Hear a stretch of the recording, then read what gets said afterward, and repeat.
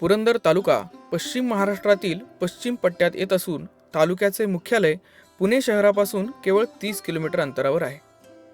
पुणे मुंबई हा महामार्ग जवळून जात असल्याने या शहरांना लागणाऱ्या दैनंदिन कृषी मालाचे उत्पादन करण्यास येथे मोठ्या प्रमाणावर वाव आहे. नमस्कार, मी धनंजय देवराम कामटे, राहणार चांबळे, कृषी समृद्धी शेतकरी गटाचा अध्यक्ष. सन 2016 आत्मांतर्गत गटाची नोंदणी करण्यात आली. गटामध्ये एकूण 50 शेतकरी सभासद आहेत. सन 2016 सेंद्रिय शेती करण्यास सुरुवात करण्यात आली. गटामध्ये चांबळी, कोडीत, वीर या 3 गावचे शेतकरी आहेत. परंपरागत कृषी विकास योजनेअंतर्गत आमच्या गटातील शेतकऱ्यांना सेंद्रिय शेती करण्यास प्रोत्साहन मिळाले. सहली, प्रदर्शन आणि प्रात्यक्षिक याच्यामार्फत सेंद्रिय शेती कशी करायची ह्याची आम्हाला माहिती मिळाली. या योजनेअंतर्गत सेंद्रिय खत निर्मितीसाठी गांडूळ बेड, सेंद्रिय निविष्ठा बनवण्यासाठी ड्रम देण्यात आले. तसेच मातीचे परीक्षण करून पिकांचे नमुने तपासण्यात आले व गटाचे PGS प्रमाणीकरण करण्यात आले. सेंद्रिय खते, औषधे, तागाचे बियाणे मिळाले. आत्माच्या माध्यमातून गटातील महिला शेतकऱ्यांना राज्यात आणि राज्याच्या बाहेर जाऊन प्रशिक्षणे देण्यात आली. हैदराबाद, राजेंद्रनगर येथे 28 महिलांनी जाऊन ज्वारीचे विविध प्रकारचे पदार्थ बनवण्याचे प्रशिक्षण घेतले. त्यापासून ज्वारीचा रवा, ज्वारीची चकली आणि ज्वारीचे लाडू आणि असे विविध पदार्थ तयार करतो आम्ही. या अगोदर शेतकरी शेतात माल पिकवत होता, पण प्रमाणीकरण नसल्यामुळे त्याला योग्य भाव मिळत नव्हता. प्रमाणीकरण झाल्यानंतर सेंद्रिय शेती म्हणून ग्राहक त्याला 4 रुपये जास्त द्यावे लागले. आमचा कृषी समृद्धी शेतकरी गट नंतर स्फूर्ती ऑर्गॅनिक फार्मर प्रोड्युसर कंपनीला संलग्न होऊन पुन्हा मुंबई या ठिकाणी तो योग्य दरात माल विकू लागला. उत्पादन तर करायला लागलोय, परंतु ते तुमच्यापर्यंत पोहोचवणं ही देखील आमच्या पुढे समस्या होती. ह्या समस्येसाठी आपण आता प्राईड ऑफ फार्मर्स हे शेतकऱ्यांचं ऑनलाईन मार्केट प्लेस आपण सुरू केलेलं आहे की ज्याच्यावरती आपण आपले जी ही सगळी उत्पादनं त्याच्यावरती लिस्ट केलेली आहेत की ज्याच्यामध्ये तुम्हाला ऑनलाईन ऑर्डर केल्यानंतर पुढील 24 तासामध्ये तुम्हाला ते घरपोच उपलब्ध होत आहेत. अशा प्रकारचे संपूर्ण शेतकऱ्यांची यंत्रणा म्हणजे उत्पादनापासून विक्रीपर्यंतचे ही संपूर्ण एक छत्री यंत्रणा आपण त्या ठिकाणी निर्माण करण्यामध्ये यशस्वी झालेलो आहोत.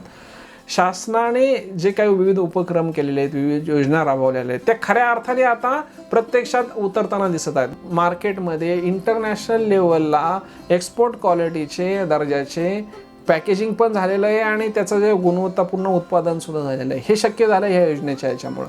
तर 100% अनुदानामध्ये असणारे आतापर्यंतच्या अनेक योजनांमध्ये ही खूप प्रभावी योजना.